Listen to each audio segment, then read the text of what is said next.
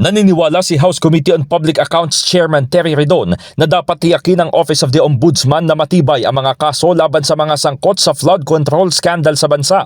Ayon kay Redon, nakasalalay sa Ombudsman ang pagpapanagot sa mga dawit sa korupsyon sa flood control projects. Sa pamamagitan anya nito, magkakaroon ng airtight o matitibay na kaso laban sa mga napatunayang nagkasala. Hindi na rin nais ng kongresista na maulit ang nangyari sa kaso ng tinaguriang pork barrel queen na si Janet Lim Napoles, kung saan pribadong individual lamang umano ang nako-convict habang napawawalang sala ang mga mambabatas at executive officials. Kumpiyansa naman si Redon sa kakayahan ng ombudsman, lalo't gumugulong na ang ibang kaso tulad ng sa Occidental Mindoro at Davao Occidental.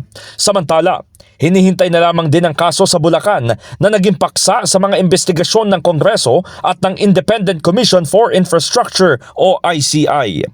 In the heart of changing lives, ako si Brigada Haji Caaminio ng 105.1 Brigada News FM Manila, The Music and News Authority.